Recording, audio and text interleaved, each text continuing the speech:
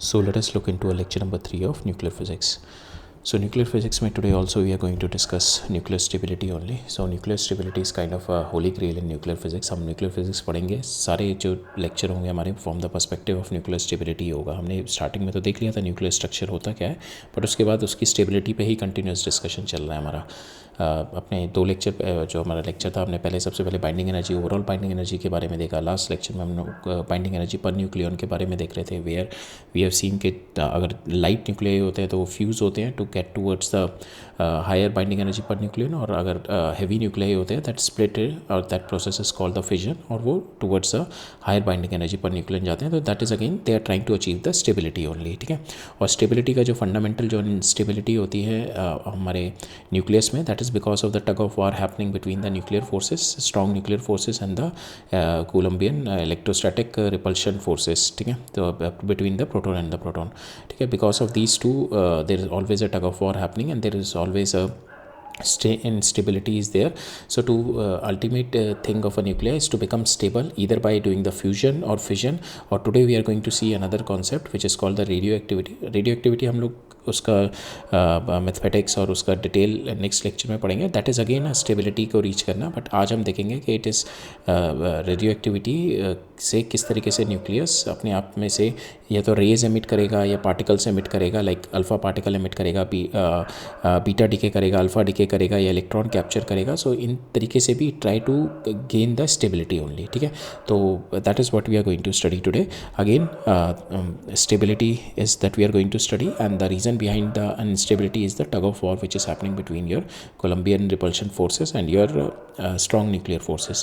And the thing is, strong nuclear forces का जो main जिसकी वजह से ये tug of war होता है और जिसकी वजह से instability होती है, it is because the nuclear forces हमारी जो होती हैं that is for the limited range, बहुत limited range के लिए होती हैं, and it will only interact with the neighbor. ठीक है. far neighbor के साथ interact नहीं करेंगे, it will only interact with the neighbor. ठीक है.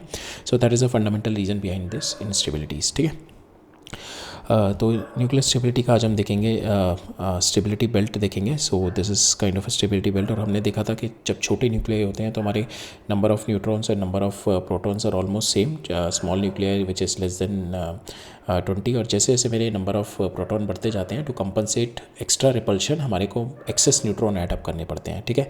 अगर बहुत ज़्यादा ही न्यूट्रॉन ऐडअप हो जाए तो then there is a process, हमारा जो न्यूक्लियाई होता है that try to shed certain particle and certain particle or certain rays shed out करता है to bring back into the stability region. ठीक है. So that is what we are going to study today. We are going to see this stability graph and how your nuclei try to get into this stability. This is by stability line, how nucleus is try to get into the stability line from the top, from the bottom, and from here how it is, if it is beyond this line, तो how it is going to come down into this stability line. ठीक है. तो किस तरीके से आता है, by doing the alpha decay, by doing the beta decay, and there is one more interesting feature is called the K capture. ठीक है. So these all things we are going to discuss today. Apart from that, जब हम beta decay देखेंगे तो हम उसमें एक और पार्टिकल के बारे में पढ़ेंगे आज हम, न्यूट्रिनो. ठीक है. So neutrino is been discovered from because the laws, जो हमारे दो लॉज होते हैं, conservation of energy and the conservation of momentum, conservation of angular momentum. तो these laws were not been followed. ठीक है. And these were like a universal laws. ठीक है. It has to be followed even in your macrophysics and it has to be followed in your microphysics. Quantum level पे भी it should follow, but it was not following. So for that it was proposed there is one more particle must be there in this decay, so that particle has been later on discovered as neutrino. ठीक है. तो हम neutrino के बारे में भी थोड़ा देखेंगे आज के लेक्चर में. राइट. सो स्टार्ट करते हैं. Again, nuclear stability is the holy grail of nuclear physics. It refers to the ability of a nucleus to remain intact indefinitely without undergoing the radioactive decay. ठीक है. Whether a nucleus is stable or unstable, it depends upon the internal tug of war between the strong nuclear forces and the Colombian forces that we have already seen. Now we will see the stability belt. Stability belt क्या होती है? That you plot a graph between your number of protons and number of neutrons. ठीक है. So this is the line where number of protons is equal to number of neutrons. ठीक है. This is a line when the number of protons is equal to number of neutron. If you see up to 20 तक का देखोगे, number of proton is equal to number of neutron. जैसे जैसे 20 के बाद जाता जाएगा, स्टेबिलिटी कर्व जो होगा, this is your stability curve, this is your stability curve. जैसे जैसे 20 से ऊपर जाएगा तो आप देखोगे neutron, number of neutron is getting excess than the number of proton. ठीक है. Why? Because to overcome your extra electrostatic repulsion that is coming because of adding of your protons, ठीक है. So because of that this line will be shifted upward. So this is your stability line. This is your stability line. Now if here we are going to see if your n by z ratio is out of this line, how the if your n by z is neutron over proton का ratio is out of this line, so how your nuclei is going to emit certain rays or certain particles like beta negative, beta minus decay, beta plus decay और alpha decay करके किस तरीके से ये मेरा इस exact line पे आते हैं, ठीक है. So that is what we are going to look into right now. So this we will revise it again. हमारा जो स्ट्रॉन्ग न्यूक्लियर फोर्सेस होती है that is between the proton neutron के बीच में होती है, and proton attracts each other in the strong nuclear forces. But the problem is short range होती है अप टू 1 to 2 फेम्टोमीटर, ठीक है. And proton is going to get repelled because of the Coulombian electrostatic forces, ठीक है. This we have already seen. So in the lighter nuclei we more stable कब होते हैं when n is equal to z के बराबर होते हैं. when because here if you see कि ये जो कर्व है हमारा स्टेबिलिटी कर्व, स्टेबिलिटी जो बेल्ट है this is my stability belt, इसमें अगर हम देखेंगे कि लेस देन 20 के लिए आपका मोर स्टेबल कब होगा when it is n is equal to z. Heavy nuclei जैसे जैसे जाते जाएंगे, जैसे जैसे हैवी न्यूक्लियाई जाते जाएंगे your n is getting z, ठीक है. And it got increases up to 1.5 तक इंक्रीज हो जाता है, ठीक है. एंड इफ बिकॉज जैसे जैसे आप number of protons बढ़ा रहे हो, the proton is greater than this, then your Coulombian forces it's greater than your strong nuclear forces, ठीक है. and that is going to break your nucleus. So to compensate that, more number of neutrons to be added to keep the nuclei stable, ठीक है. because the neutron होते हैं केवल they are not going to add any repulsion, they are just adding the as a work as a glue, they are just providing the attractive power, ठीक है. but more number of neutron क्या करते हैं, they dilute the nuclear charge density.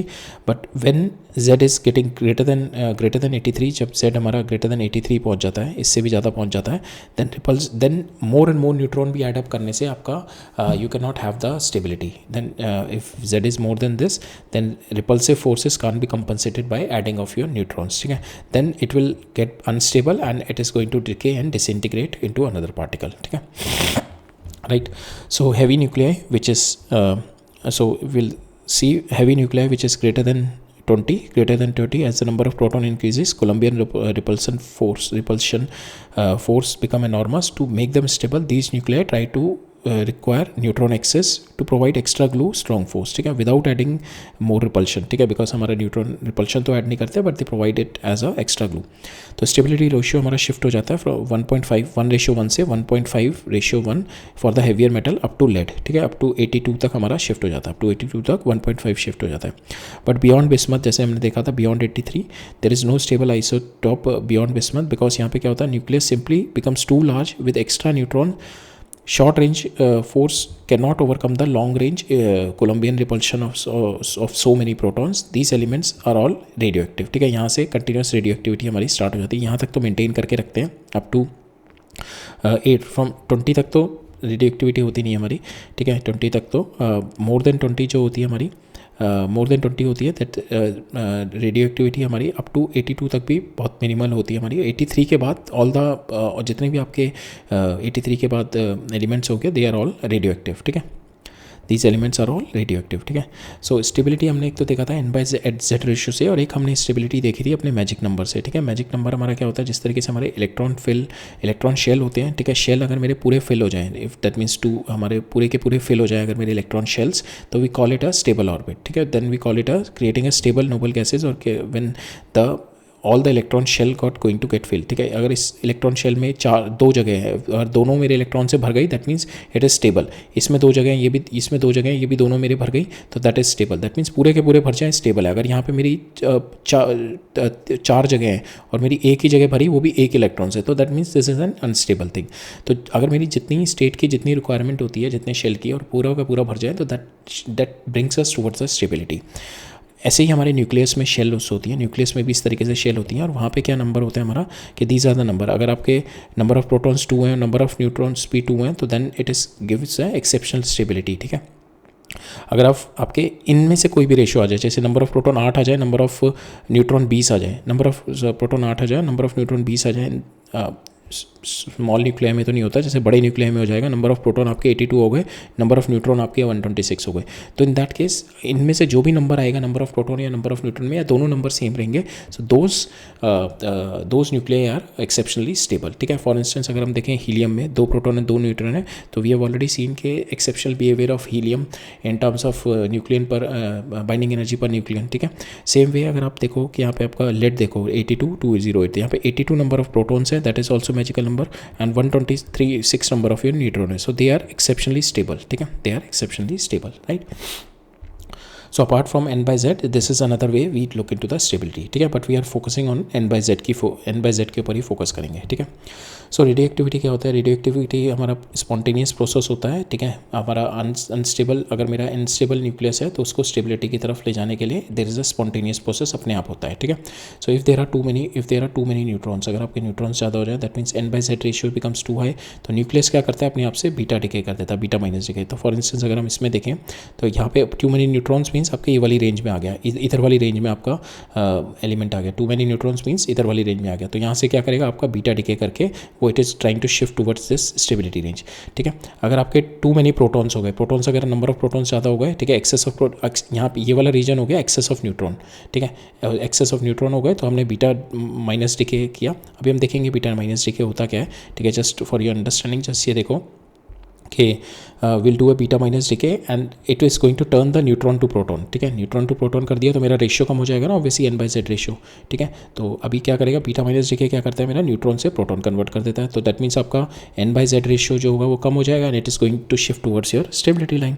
अगर आपका proton access में है, this is here. ठीक है, प्रोटॉन एक्सेस में तो यहाँ पे क्या करता है प्रोटॉन से न्यूट्रॉन कन्वर्ट कर देता है, तो n by z ratio then again it is going to get increase. ठीक है, because then it is going to shift towards this direction and it is again going to get on to our stability belt. ठीक है, जो third है हमारा, third होता है if your nucleus is too large. ठीक है, if your nucleus is too large that is greater than 200 and nucleon number of nucleons are greater than 200. ठीक है, number of nucleons A है यहाँ पे greater than 200.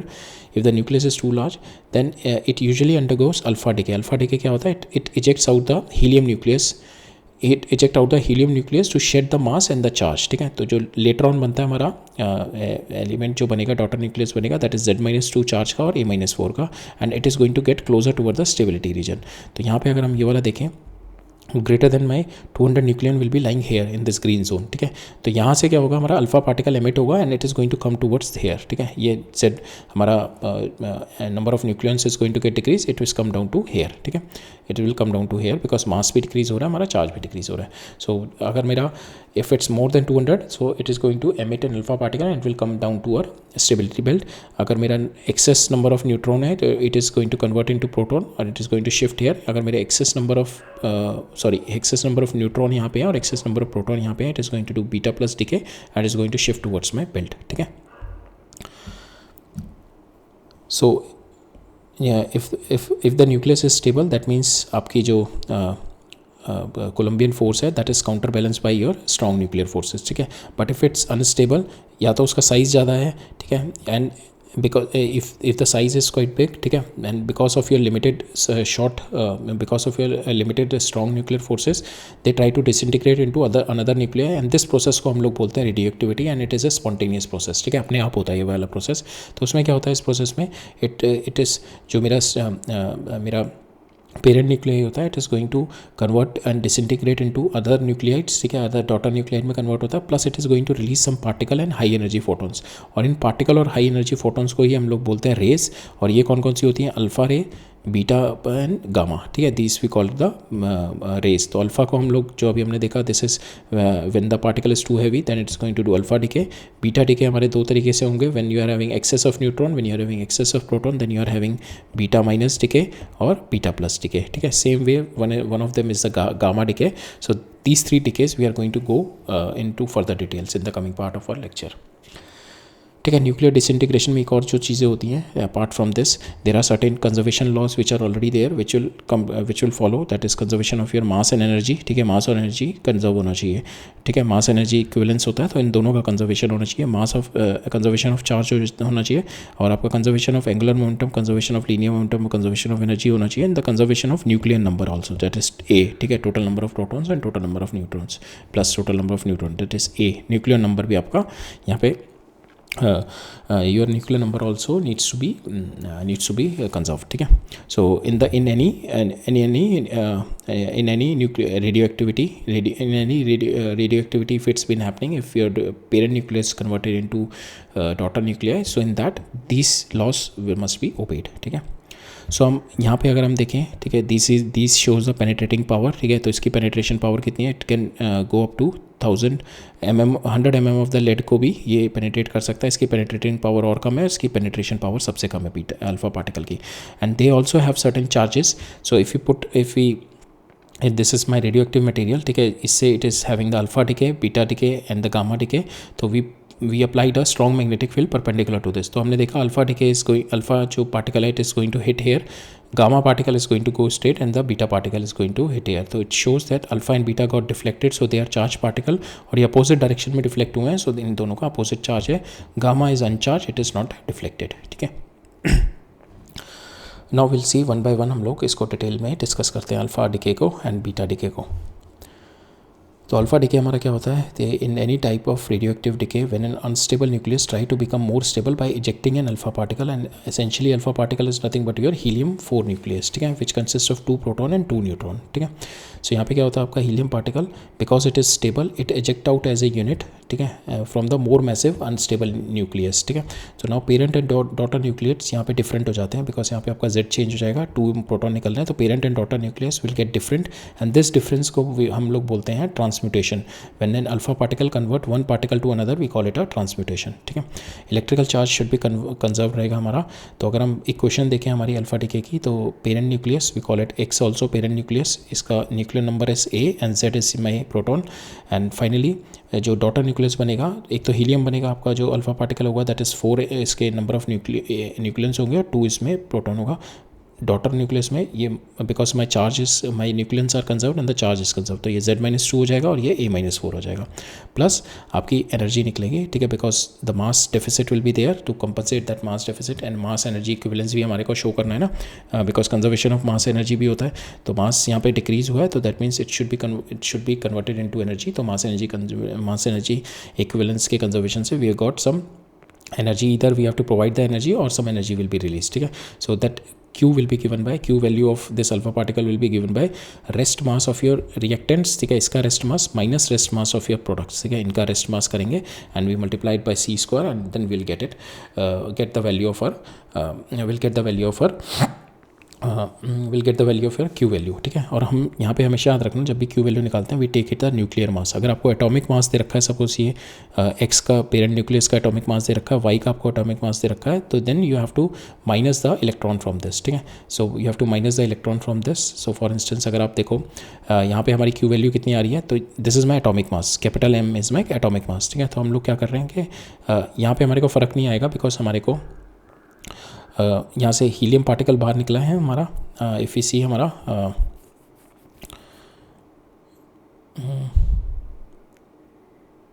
So if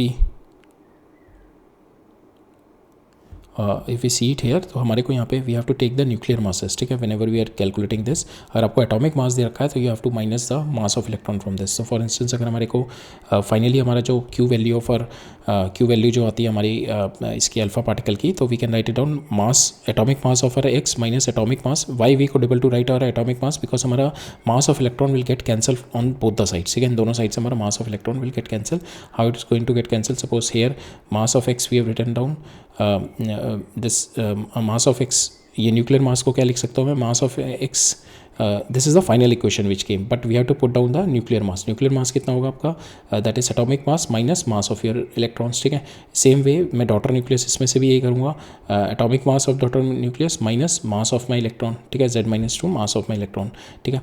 and same way plus ये वाला जो होगा मेरा मास of my helium minus 2 times of electron. तो यहाँ पे अगर देखोगे 2 times of electron will gate 2 times of electron will cancel with this, और ये Z-Me will get cancel hair. ये जो Z-Me होगा इससे कैंसिल हो जाएगा. ठीक है. सो इससे ये Z-Me कैंसिल हो जाएगा और ये +2 प्लस -2 ये यहाँ से कैंसिल हो जाएंगे.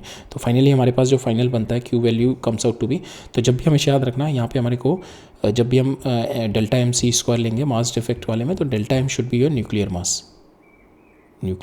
ठीक है. न्यूक्लियर मास किस तरीके से आता है आपका? एटॉमिक मास में से अगर आपको एटॉमिक मास दिया हुआ है तो उसमें से आप मास ऑफ इलेक्ट्रॉन निकाल दो, ठीक है, मास ऑफ इलेक्ट्रॉन निकाल दो और कितने इलेक्ट्रॉन है that you get it from the this Z number, ठीक है, जो जेड है आपका इससे नंबर ऑफ इलेक्ट्रॉन आ जाएंगे, ठीक है, उसमें से मास ऑफ इलेक्ट्रॉन माइनस कर दो।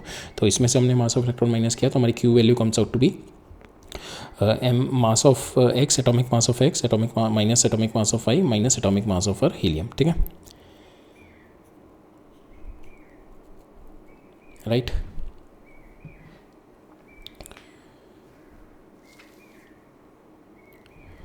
ठीक है, तो ये हमारा हो गया। So in the alpha decay Q value is the total kinetic energy release during the process because the parent nucleus, अगर हम देखें यहाँ पे parent nucleus is initially at rest, parent nucleus initially at rest था, तो जितनी भी Q value है it is been given to the kinetic energy of both of them, इन दोनों की काइनेटिक एनर्जी में चली जाएगी, ठीक है, इन दोनों की काइनेटिक एनर्जी में चली जाएगी। इधर एक बार देख लेते हैं। तो heavy nuclei those which are greater than, तो यहाँ पे हमने देखा था अल्फा पार्टिकल, अल्फा डिके कब होता है, whenever we are having the Z greater than, या तो आपका A should be greater than your 200 होना चाहिए या फिर Z is greater than your bismuth, ठीक है, 82 से बड़ा होना चाहिए, such as uranium, radium, plutonium. So these are having the Z greater than 82, they are often overstuffed with the proton. Columbian repulsion is more between the proton is more than your strong nuclear forces which can barely hold them together. तो यहाँ पे क्या होता है, ejecting an alpha particle mass decrease हो जाएगा by 4, charge decrease हो जाएगा by 2 और stability increase हो जाएगी because you move into the region of your belt of stability, ठीक है।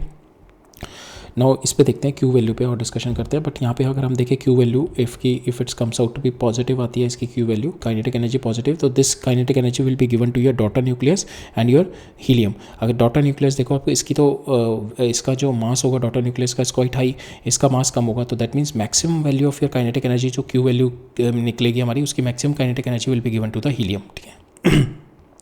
So crucial takeaway, because the daughter nucleus is much heavier, ठीक है, mass of daughter nucleus is much heavier than your mass of alpha particle, तो alpha particle carries mass majority of your kinetic energy and that is why the alpha particle are so energetic and dangerous when it is emitting because it is carrying so much of kinetic energy.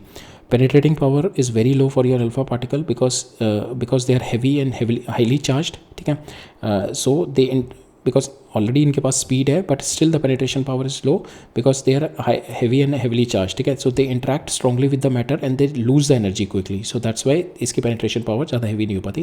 They got stopped by the single sheet of the paper और even with the outer layer of your skin. इसके ionization power is extremely high because they are heavy and charged and they strip away the electron from any atoms that they collide in their path, ठीक है, उससे आराम से electron निकाल लेते हैं because they are heavy and they are moving fast, ठीक है। नाउ हम देखते हैं इसकी काइनेटिक एनर्जी किस तरीके से हमारी डिवाइडेड होती है। तो टोटल वैल्यू हमारी क्यू वैल्यू निकली यहाँ से, तो ये क्यू वैल्यू आपके इन दोनों में कितनी डिवाइड हुई that we are going to see it, we can easily see it with the conservation of energy और कंजर्वेशन ऑफ मोमेंटम लगा के। सो टोटल एनर्जी आपकी ये आ गई, ठीक है, तो कंजर्वेशन ऑफ मोमेंटम लगाई हमने, mass of that should be same, इसकी दोनों की momentum should be same because initially they are at the rest, तो मोमेंटम सेम आ गई, ठीक है, and then will apply this thing conservation. Momentum को हम लोग इस तरीके से भी लिख सकते हैं, इसका Q value is this one, तो मोमेंटम आपकी ये है, तो मोमेंटम को you can write it down, momentum of your daughter nucleus is equal to momentum of your alpha particle. Momentum को you can write it down 2m k of daughter under root is equal to under root of 2 m alpha into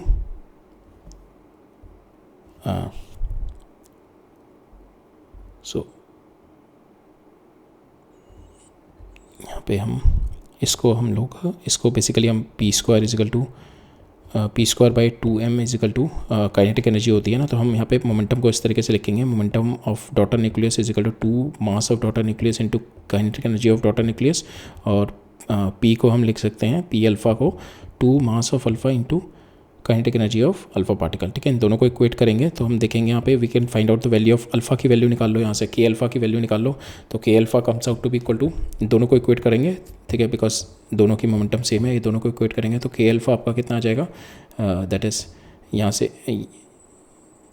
m into K alpha is equal to m into M alpha K alpha is equal to M D और K D हो गया, ठीक है। तो यहाँ से अगर के अल्फ़ा निकालना है तो we can find out M D K D divided by M alpha. Now you put this value of N K alpha की वैल्यू यहाँ पे रख दो, ठीक है, and K D will be come out and you will get the value of Q, you will get the value of K D, ठीक है. K D की वैल्यू आ जाएगी हमारे पास M alpha divided by M D plus M alpha times Q, ठीक है. Same way we can find out the value of our K alpha भी हम निकाल सकते हैं. That comes out to be M D divided by mass of our daughter nucleus plus mass of my alpha into Q, ठीक है. So if you see here कि mass of daughter nucleus is quite high, so आपकी kinetic energy of your alpha particle, सो ये जो Q होगा इनमें से maximum जो होगा आपका अल्फा पार्टिकल लेके चला जाएगा, ठीक है. And it will be divided among two and the value will be like for instance अगर यहाँ पे वैल्यू कोई if the value will be exact values, ठीक है, बिकॉज के अल्फा यहाँ पे अगर मास हमारा एग्जैक्ट है और क्यू वैल्यू अगर मेरी एग्जैक्ट आ रही है तो इट विल गेट अ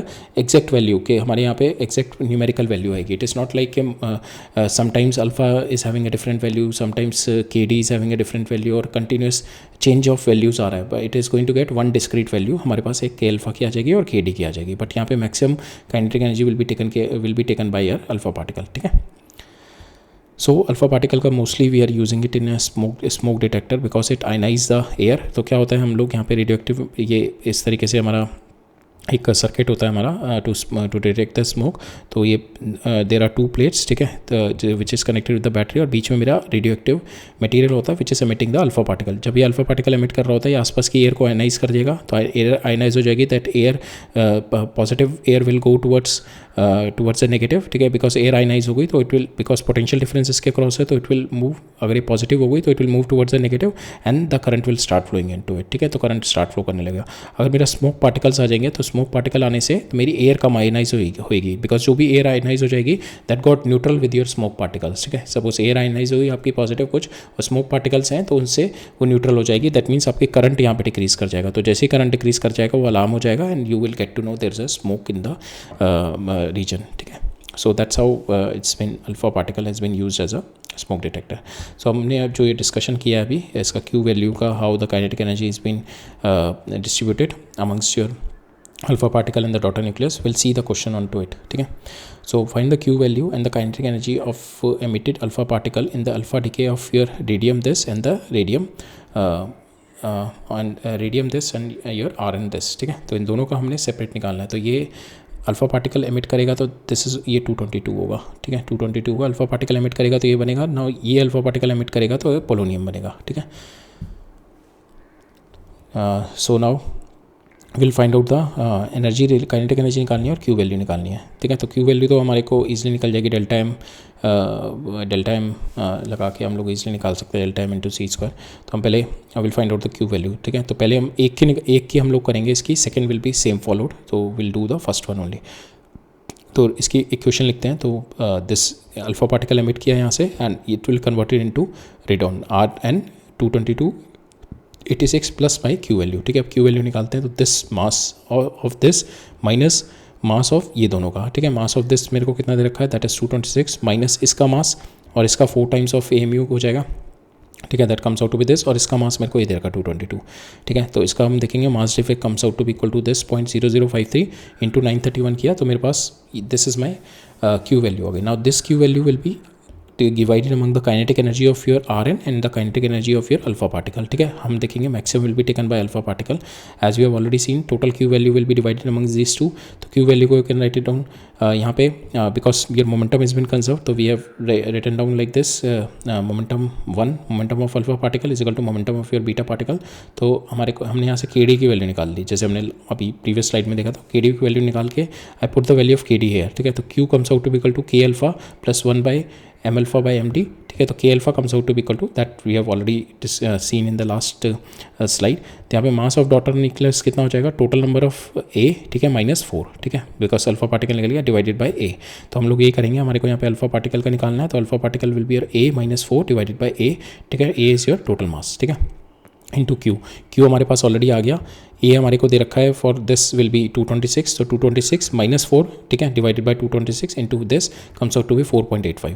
तो 4.85 इसमें से it is going towards alpha particle, kinetic energy of the alpha particle and the rest is going towards your daughter nucleus. So if you see हमारे पास एक एग्जैक्ट वैल्यू आ रही है. इट इज़ नॉट लाइक कि every time it is going to get change. Why I am telling you this because in the beta particle that is the observation we are going to see. हमारी जो kinetic energy, because जैसे यहाँ पे alpha particle की आपकी 4.86 की एक exact value आ रही है, तो अगर हम बीटा डिके देखेंगे तो बीटा डिके में भी अगर हम आगे देखते हैं बीटा डिके, तो बीटा डिके में भी हमारी कुछ ना कुछ एग्जैक्ट वैल्यू आनी चाहिए, बट हम लोग ऑब्जर्व करेंगे वहाँ पे बीटा डिके की एग्जैक्ट वैल्यू नहीं आएगी and it will be continuous spectrum. ठीक है, इस तरीके से एक हमारा कंटिन्यूस स्पेक्ट्रम बनेगा। ठीक है, इस तरीके से कंटिन्यूस स्पेक्ट्रम बनेगा। तो इट इज़ लाइक कि kinetic energy of beta particle it is varying. ठीक है, हर पॉइंट पे वेरी कर रही है, it is not like constant value जैसे हमारी यहाँ पे आई है।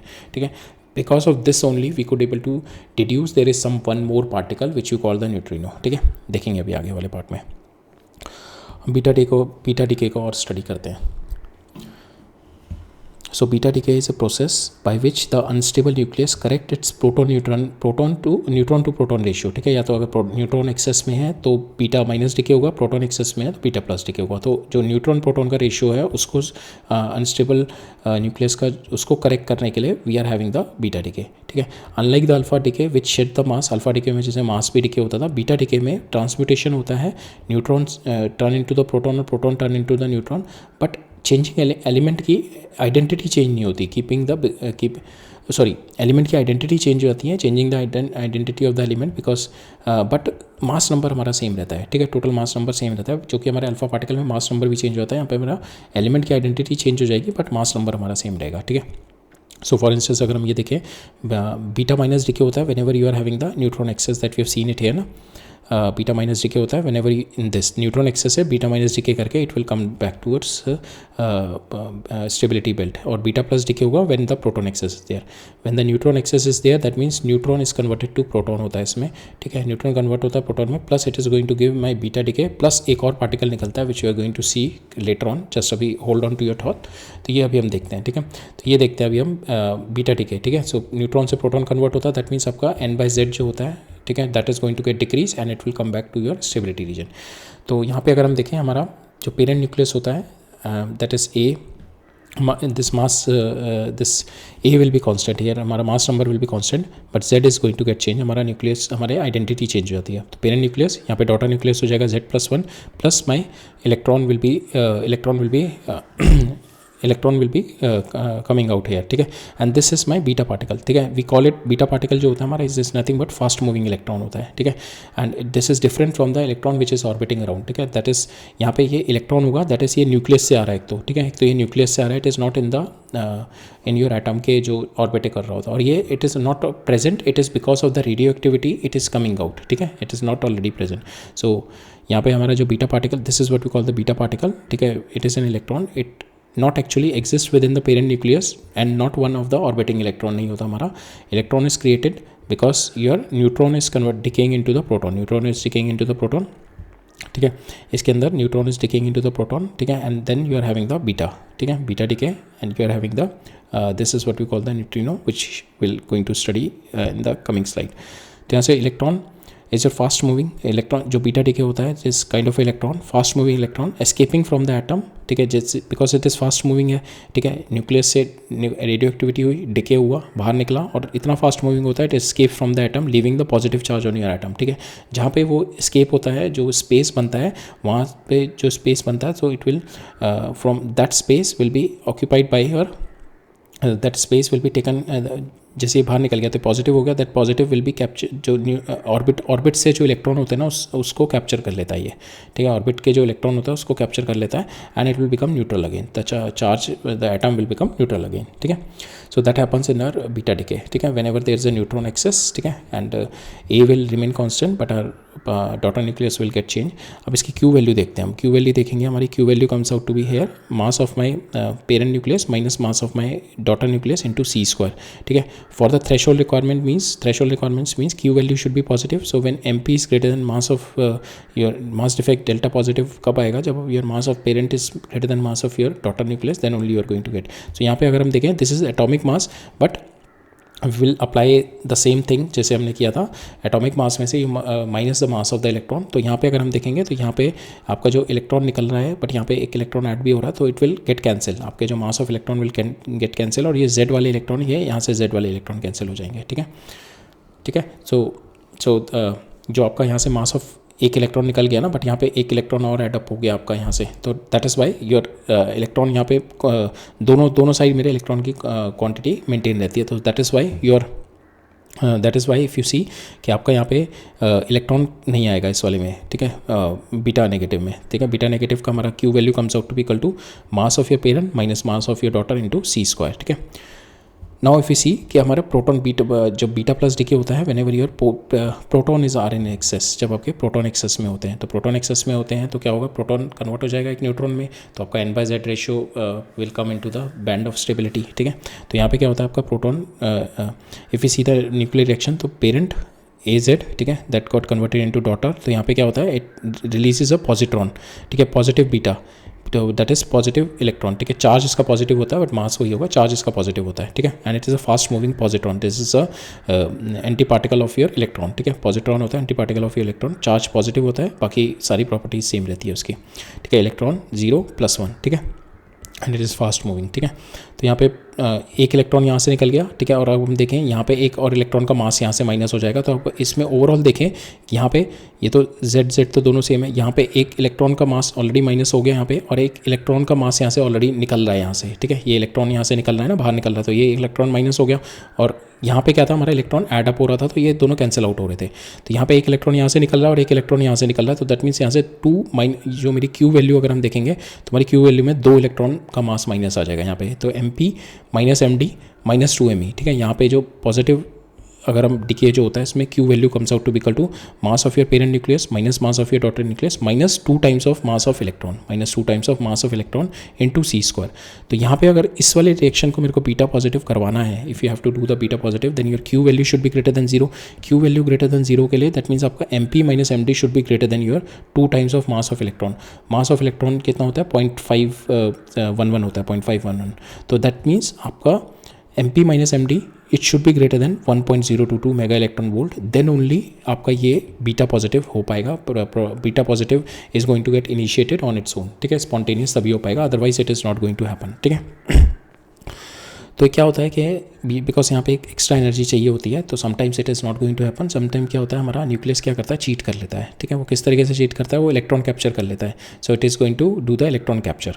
अब वो देखते हैं इलेक्ट्रॉन कैप्चर क्या है, बिकॉज इलेक्ट्रॉन कैप्चर के लिए भी आपकी जो एनर्जी चाहिए होती है वो एक्सेस एनर्जी जो है ये नहीं चाहिए होगी, तो दैट्स वाई उसको क्या है, better to go with the electron capture path. Electron capture में क्या होता है, व्हेन प्रोटॉन रिच न्यूक्लियस, तो यहाँ पे भी प्रोटॉन रिच था हमारा न्यूक्लियस, तो यहाँ पे भी प्रोटॉन रिच न्यूक्लियस, तो proton rich nucleus absorb the inner shell electron, तो के शेल का जो इलेक्ट्रॉन होता है ना, ठीक है, अपने ही इलेक्ट्रॉन क्लाउड से उसको एब्जॉर्ब कर लेता है whenever there is a proton rich, ठीक है।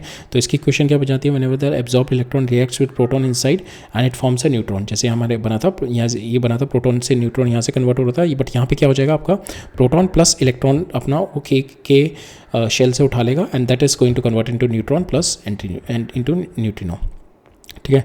तो यहाँ पे अगर हम देखें क्वेश्चन, प्रोटॉन प्लस ये इलेक्ट्रॉन अपने से उठा लेगा is equal to neutron plus आपका न्यूट्रॉन, ये आपका इलेक्ट्रॉन आ जाएगा, एंड प्लस आपका ये न्यूट्रिनो आ जाएगा, ठीक है। तो nuclear charge this will be the nuclear charge here, if we put X AZ हो गया माइनस ये इलेक्ट्रॉन हो गया माइनस दिस एंड दिस, ठीक है।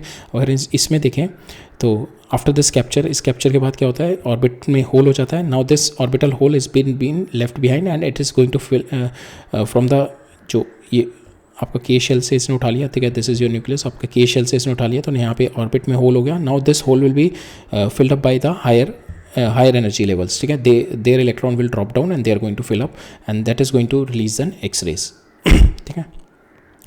सो यहाँ पे अगर हम देखें इसका क्यू वैल्यू देखें, तो इसकी क्यू वैल्यू जो आती है हमारी इलेक्ट्रॉन कैप्चर की अगर हम देखें Q value, it comes out to be equal to MP minus MD C square, ठीक है।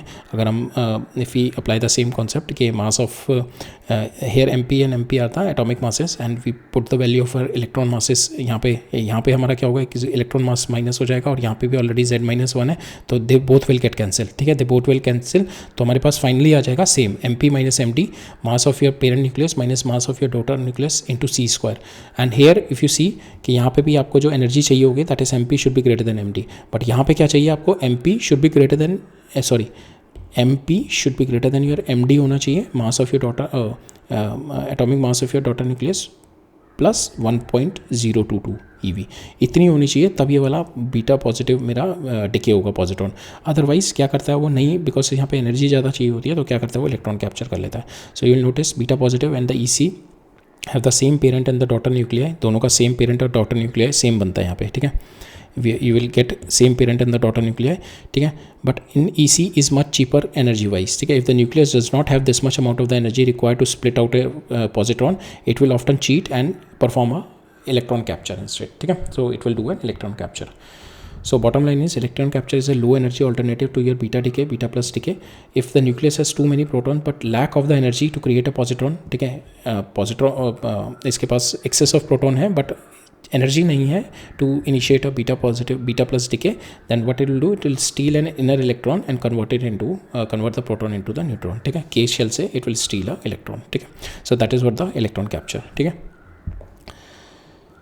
अब नाउ वी विल सी कि हमारा एक बीटा डीके में एक पेक्युलरिटी आई, ठीक है, एक ऑब्जर्वेशन आई which is not going along with a standard observation, तो जिसकी वजह से इट इज़ बीन प्रपोज कि there is another kind of particle which is been emitting in this decays, ठीक है.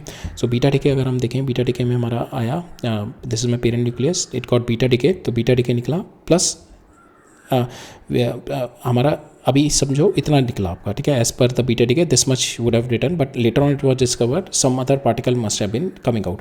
अब इतना निकला है तो हमारा एज पर हमने जैसे अल्फा पार्टिकल देखा था, जब अल्फा पार्टिकल निकलता है तो यहाँ पे इसकी क्यू वैल्यू आई होगी, ये Q value should be distributed amongst these two, और यहाँ पे बीटा पार्टिकल अगर आप देखो तो इसका मास बहुत कम है, तो सारी की सारी क्यू वैल्यू मेरी बीटा में चली जाएगी और बहुत थोड़ी वैल्यू मेरी इसमें आ जाएगी. सपोज मेरी क्यू वैल्यू 5 इलेक्ट्रॉन वोल्ट निकल रही है, ठीक है, तो इसमें से मेरी 4.99 इसमें चली जाएगी और 0.1 इसमें चली जाएगी, ठीक है, तो एक हमारी डिस्क्रीट वैल्यू आ जाएगी, वन सिंगल वैल्यू आ जाएगी, डिस्क्रीट फिक्स एनर्जी आ जाएगी. बट हम देखते हैं कि हमारा जो बीटा जो डिके हो रहा है, इसकी जो फास्ट इलेक्ट्रॉन मूविंग इलेक्ट्रॉन है, इसकी energy it is not constant, it is not fixed, but the energy is coming like this, ठीक है, this is the energy it is coming out. So kinetic energy if you see maximum जो आ रही है for some of the electrons आ रही है, but there are electrons which is having the kinetic energy lesser than the maximum energy, जो हमने देखी थी ना 4.99 आनी चाहिए, तो 4.99 मेरी बहुत कम इलेक्ट्रॉन्स की आ रही है, but we are getting a continuous spectrum of energy. कई इलेक्ट्रॉन्स की मैक्सिमम इलेक्ट्रॉन्स की मेरी एनर्जी आ रही है 1.5, कई इलेक्ट्रॉन्स की मेरी एनर्जी आ रही है 2.2, ठीक है, तो we are getting continuous spectrum of energy of electron, ठीक है. यहाँ पे जो इलेक्ट्रॉन जितने भी निकल रहे हैं एक्चुअली होने चाहिए थे, जितने भी इलेक्ट्रॉन्स निकलने चाहिए थे उन सबकी एनर्जी जो होनी चाहिए थी 4.99 होनी चाहिए थी मैक्सिमम, ठीक है, यही सारे इलेक्ट्रॉन की सेम एनर्जी होनी चाहिए थी. बट अगर हम देखें तो यहाँ पे हमारे पास सारे इलेक्ट्रॉन्स की हमारा एक कंटिन्यूस स्पेक्ट्रम निकल रहा है, so all the energies are coming out, ठीक है. सो दैट मीन्स कि so for instance in this reaction हमारा एनर्जी रिलीज़ हो रही है, this much is the energy release, ठीक है, क्यू वैल्यू ये आ रही है. तो अगर ये अल्फा डीके होता तो वहाँ पे अगर ये अल्फा डीके के टाइप होता तो हमारी जैसे अल्फा डीके में हमारा क्या था, फिक्स्ड एनर्जी हमारी अल्फा पार्टिकल लेके जा रहा था, ठीक है, all energy with the lighter particle, तो ये सारी की सारी एनर्जी मेरी अल्फा डीके ले गया. तो here also it is been consumed के इलेक्ट्रॉन जो होगा वो फिक्स एनर्जी लेके जाएगा, ये फिक्स एनर्जी लेके जानी चाहिए. बट हमारी ऑब्जर्वेशन क्या आई कि ये it is not taking the fix energy but it's taking the continuous spectrum of energy, ठीक है. सो मोस्ट इलेक्ट्रॉन जो होंगे उनकी एनर्जी होगी that is lesser than your kinetic energy maximum. That means this energy must be shared by some other particle, ठीक है. and what is that other particle? That is nothing but another particle is none other than our neutrino, ठीक है. so Q value is being shared by your electron, by your neutrino kinetic energy plus your daughter nucleus, ठीक है. it will be shared by 3 particles, ठीक है. so that is what the conclusion is been derived upon. so if the daughter nucleus and the electron are not carrying energy, then who is nothing but your neutrino. so for because another thing, ये एक तो ये energy वाला issue हो गया था, kinetic energy वाला. another issue came के conservation of linear momentum is been violated, ठीक है. conservation of angular momentum is been violated. spinning is also conservation of spin is not been happening. conservation of angular momentum is also been violated. तो जिसकी वजह से Pauli has proposed there is a third particle which carry the extra energy and is going to conserve the momentum also. तो Fermi confirmed, Pauli has proposed it, but Fermi confirmed that particle is called neutrino, ठीक है. and his confirmation has been forced by the logic that Pauli has given on the basis of where conservation of energy, conservation of linear momentum and conservation of our angular momentum. so the particle neutrino comes out to be, it is electrically neutron particle, mass इसका very small है, ठीक है.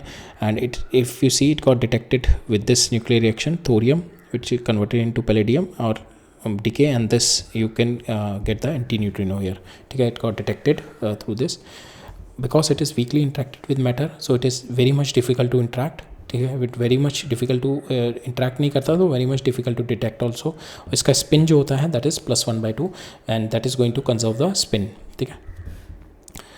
Now अब इसका मास जो होता है, we avoid the mass, ठीक है, जो हम मास लेते हैं हम डेल्टा मासिव डिफेक्ट में, we avoid this mass because this mass जो होता है that is very small, because electron का रेस्ट मास होता है 0.512 मेगा इलेक्ट्रॉन वोल्ट, इलेक्ट्रॉन का जो न्यूट्रिनो का मास होता है दैट इज़ 0.08 इलेक्ट्रॉन वोल्ट, ठीक है। इसके कंपैरिजन में अगर आप देखो विच इज़ वेरी स्मॉल, ठीक है, that which is 5 lakh times lighter then your electron, ठीक है। इलेक्ट्रॉन ऑलरेडी बहुत लाइट होता है, उसका इससे भी कम हमारा न्यूट्रिनो का मास होता है। So for almost all our practical calculation we treat neutrino as a mass as zero, ठीक है, it does not contribute to your mass deficit, therefore q value will not change with the neutrino, ठीक है।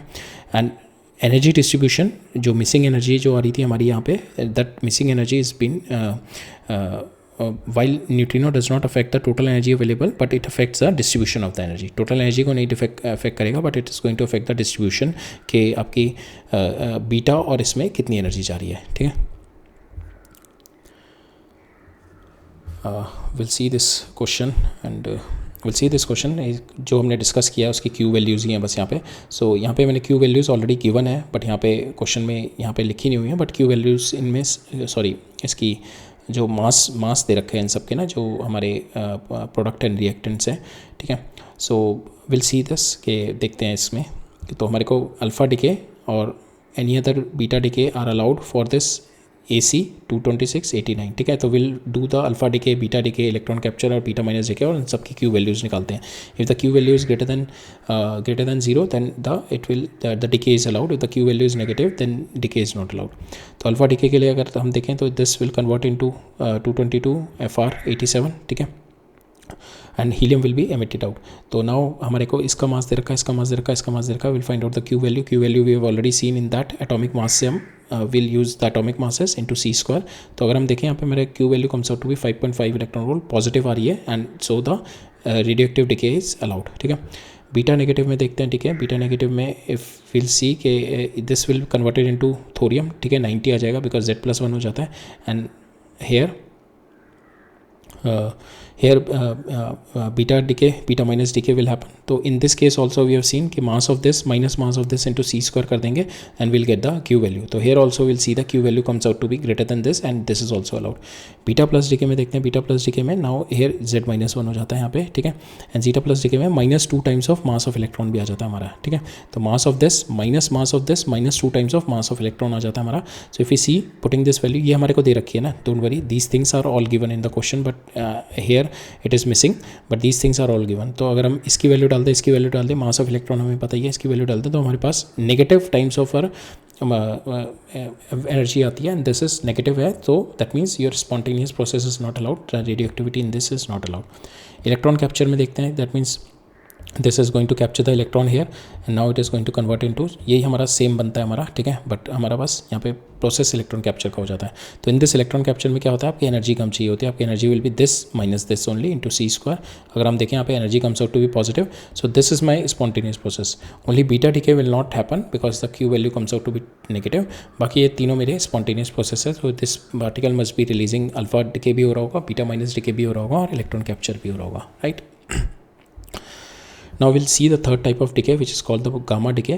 So gamma decay is basically a cleanup process of a nucleus. Unlike the alpha and the beta decay, which change the element identity, change हो रही थी अभी तक की, but it is not going to change the identity, ठीक है, it is not going to alter the protons or neutron का number, it is not going to alter this. Gamma decay involves no change in the nucleus composition, it is simply the release of excess energy, ठीक है, because क्या होता है आपका जब alpha emission होता है, बीटा एमिशन होता है, so whenever after alpha decay and the beta decay, nuclear daughter nucleus होता है that left into an excited state. This excited state is having the extra energy, and to get rid of this extra energy and get to the stable ground, it is going to emit the rays, and that rays is called the gamma rays, ठीक है।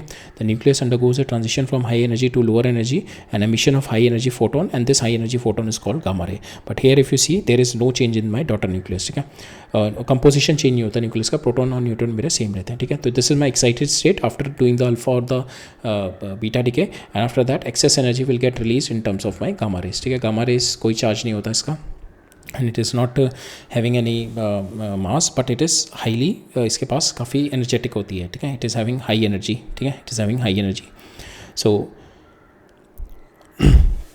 So now if we see, this is our equation for our gamma decay. So this got converted into my carbon, ठीक है, by doing a beta minus decay. Now during this beta minus decay, now this daughter nucleus is having the high energy. Now it is going to release the energy as per gamma ray, ठीक है. So it is having very high energy with respect to the visible rays. So it is pure energy, zero mass, zero charge. If you see the penetration power, alpha की आपकी this much is the paper तक penetration power है. Beta it is going to penetrate the paper but it could not able to penetrate the aluminium. Gamma rays जो होंगी आपकी that is going to penetrate aluminium को भी, paper को भी, and it goes up to the lead. Lead के भी up to certain meter it can go. और न्यूट्रॉन जो होता है इसकी सबसे ज़्यादा हमारी पेनेट्रेटिंग पावर होती है, it can go up to the concrete, ठीक है. एंड आयनाइजिंग पावर जो होती है that is having the lowest of 3, ठीक है. इनमें से सबसे कम गामा रेस की होती है ionizing power, because they don't have the charge, they interact less frequently with the matter, but high energy, but their high energy means that they still do a significant damage if they are going to strike the atom, ठीक है. Because energy ज़्यादा होती है but ionising power इसकी कम होती है, ठीक है. सो हमने देखा अपना स्टेबिलिटी ऑफ न्यूक्लियस देखा था थ्रू N/P रेशियोज़ में. हमने देखा N/P रेशियो हमारा 1 तक रहता है for the lighter nuclear up to 20, ठीक है. जब तक हमारा Z = 20 तक रहता है तो N/P रेशियो मेरा 1 रहता है. जैसे मेरा 20 से ज़्यादा बढ़ने लगता है तो देन मैं N/P ratio started increasing from 1:1 से इंक्रीज होकर एंड गोज अप टू 1.6 तक चला जाता है, ठीक है. Now will see this last thing, जो भी हमने पढ़ा है उस सबका समीशन यही है, ठीक है. तो डिके इवेंट देखते हैं और रीज़न फॉर इंस्टेबिलिटी देखते हैं, क्या रीज़न फॉर इंस्टेबिलिटी होता है, और फिर डिके इवेंट देखते हैं. तो रीज़न फॉर इंस्टेबिलिटी, अगर एक्सेस एनर्जी है आपके पास, ठीक है, तो then it is going to gate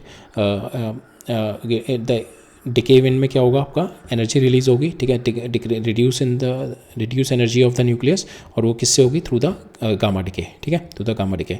अगर आपका स्टेबिलिटी, अगर आपका न्यूक्लियस बहुत बड़ा है, न्यूक्लियस का साइज़ बड़ा है, तो it is going to reduce the size of the nucleus. किस तरीके से होगा, by spitting out the alpha particle, ठीक है, by spitting out the alpha particle. अगर आपके टू मेनी न्यूट्रॉन्स हैं तो that means beta minus decay होगा, neutron will convert into proton, ठीक है, neutron will convert into proton and then the beta minus decay is going to happen. अगर too many protons है तो दो चीज़ें होंगी, या तो आपका इलेक्ट्रॉन कैप्चर होगा, ठीक है, इलेक्ट्रॉन कैप्चर होगा, या फिर आपका टू मेनी प्रोटॉन्स है तो पॉजिट्रॉन इमिशन होगा, ठीक है, to bring back to your nuclei into the radioactive belt, ठीक है, राइट. सो इलेक्ट्रॉन कैप्चर हमने देख ही लिया था. इलेक्ट्रॉन कैप्चर आपका के शेल से it is going to take the electron from here, ठीक है, if they are having too many protons here, ठीक है, if energy, because it is a low energy transition, that's why it could able to do. So N/P ratio require is greater than required, ज़्यादा होता है N/P ratio required से, that means neutron are in excess. Neutron excess हो गया तो आपका ये वाला हो गया, it is going to do a beta minus decay, ठीक है. बीटा माइनस डिके हुआ तो इट फ्रॉम 1.33, यहाँ पे 1.33 से आपका इट केम डाउन टू 1, ठीक है, it came down to 1, right. यहाँ पे 1.33 था बिकॉज यहाँ पे 8 थे मेरे न्यूट्रॉन्स, और यहाँ पे अब 7 हो गए, ठीक है. It came down 1.33 to 1. अगर आपकी N/P रेशियो रिक्वायर्ड है, इफ़ N/P रेशियो आपका लेस देन रिक्वायर्ड है, दैट मीन्स आपके प्रोटॉन ज़्यादा है, proton is more than your neutron, then you will do beta emission हो सकता है, अल्फा एमिशन हो सकता है, या फिर आपका के कैप्चर हो सकता है, ठीक है. सो अल्फा एमिशन अगर मेरा होगा तो if you do the alpha emission, तो यहाँ से अल्फा एमिशन हुआ तो here also your N/P ratio got decrease, ठीक है. अगर आपका यहाँ पे बीटा पॉजिट्रॉन एमिशन हुआ तो हेयर ऑल्सो, अगर हम देखें तो यहाँ पे आपका हेयर इट इज़ 6 और यहाँ पे आप कितना हो गया 7, ठीक है. तो आपका न्यूट्रॉन रेशियो इंक्रीज, ठीक है. पहले न्यूट्रॉन रेशियो 6/7 था, इट गॉट इंक्रीज टू 7/6, ठीक है. सेम वे इलेक्ट्रॉन कैप्चर में देखो, इलेक्ट्रॉन कैप्चर में भी ऑल्सो यहाँ पे आपका न्यूट्रॉन रेशियो था 21/19, अब आपका हो गया यहाँ पे 22/18, ठीक है. तो here also your neutron ratio is been increase, ठीक है. So these are the ways you can in which your nucleus achieve the stability by spitting out alpha particle, beta decay, beta negative decay, positron decay, or your electron capture, right. So we'll see this question. It is based on the conservation of charge and nucleus, ठीक है. We'll see this question and then we'll wrap it up. So theorem, ये क्या कह रहा है मेरा, thorium this produces a daughter nucleus that is radioactive, ठीक है. The daughter in turn produces its own daughter nucleus and so on. This process continues until the bismuth is reached, ठीक है. थोरियम से until the bismuth is been reached. What is the total number of alpha particles and the total number of beta particles emitted during this series of radioactive decay? तो thorium से पहले convert होगा, फिर convert होगा, फिर radioactivity. सो इस तरीके से एक सीरीज चलती जा रही है and finally they have reach to this stable element, ठीक है. तो इसमें से suppose n number of alpha particle emit हुए. अल्फा पार्टिकल कितना होता है आपका हीलियम, और उसका atomic mass is 4 and charge is 2. Number of beta particle कितने एमिट हुए कि आपका charge is -1 and A is 0, ठीक है. Now will do the conservation of charge, ठीक है, बिकॉज हमारा जितना भी रेडियो एक्टिव हमारा रिएक्शंस होते हैं सब में conservation of charge and the conservation of nuclear number करेंगे। कंजर्वेशन ऑफ चार्ज कितना है 80, that means 90 is equal to 83 plus 2 into N alpha plus minus 1 into N beta, ठीक है। तो ये क्वेश्चन पहले हो जाएगी आपकी, ठीक है। सेकंड हम लगाएंगे conservation of a nuclear number, so that is 222 is equal to 212 plus 4 N alpha plus 4 N alpha, ठीक है। 4 एन अल्फा से मेरे यहाँ से 4 एन अल्फा आ जाएगा, ठीक है। 4 एन अल्फा की वैल्यू, एन अल्फा की वैल्यू आ जाएगी यहाँ से दिस इक्वेशन, एन अल्फा की वैल्यू डाल के once you get the N alpha you put the N alpha here and you will get the N beta, तो ठीक है। तो आपके 4 number of alpha particle release होंगे यहाँ से और एक आपका बीटा डिके होगा, right. So that is all for today. We'll discuss the radioactivity from the next lecture, ठीक है। रेडियो अब हमने विल सी कि रेडियो कैसे हो रहा है, ठीक है, अल्फा बीटा गामा एमिशन से।